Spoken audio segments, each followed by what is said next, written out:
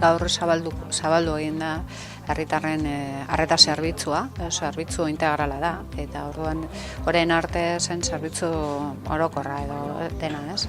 Gaur egun egin dena da, azkenengo urte hauetan lan egin da tramiten eskuliburu batean, eta hor identifikatu ziren tramite guztiak, udalean egiten diren guztiak, publikatu egin ziren, eta geroxeago formakuntza, prestakuntza saio ezberdinetan parte hartu egin da alde teknikotik eta politikotik ere, olako zerbitzu bat martxan jartzeko.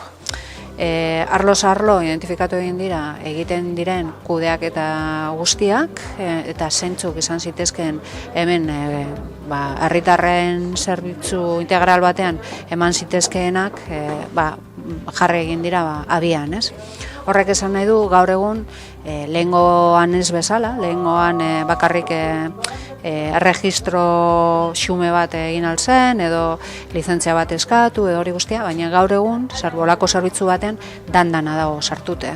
3 pertsona daude, 3 pertsona horiek jaso dute prestakuntza, eta prestakuntza horren ondorioz, edo zein erantzuna emoteko prest agertzen dire, ez? Eta gaur egun, esan daitezke, kexak, iradokizunak, erregistro xume bat, lizentzia bat eskatu, zita bat eskatu, hainbat eta hainbat kontu, ez? Diru laguntza guztiak hemen eskatuko dira, ordaintze kontuak ere hemen egingo dira, orduan osotasun batean da pakete integral bat, ez?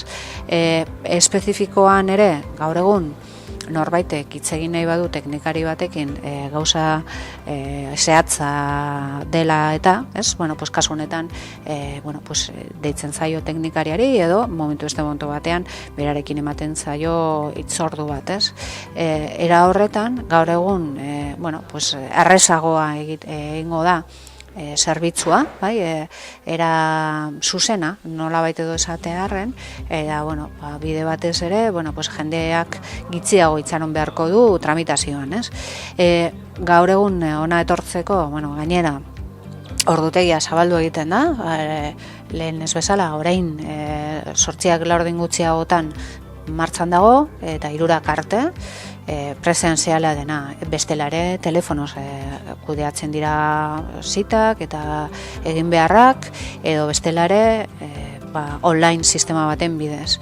Eta gero bestetik ere, presenziala den horretan, norbaitek hurbildu behar badu, eta horretarako ibilgailua erabili behar badu, badaude 2 plaza edo autoa aparkatzeko, ez?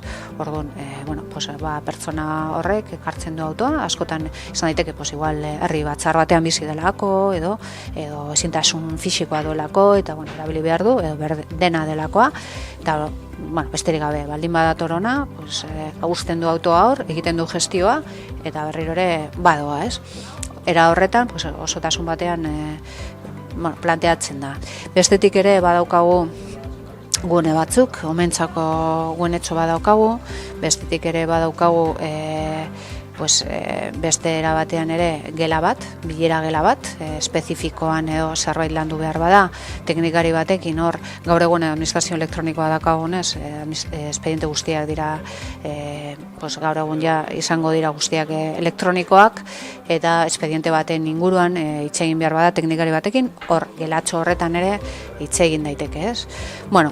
Ikusiko du aldaketa itzela, suposatzen duelako erakunde honetan, erakunde guztietan aldaketak normalean kostaka egiten dira, baina kasu honetan identifikatu egin dira beste udal batzuetan ere hasiak dira urte batzuetan behintzat sistema berri honekin, eta guk udal hoietan martxan jarri denetik egokiena jaso dugu formakuntza saio ezberdinetan, eta egokitu dugu Amurrioko errealitatera, ez? Eta gaur egun holase daukagu ondorioa. Nik uste dut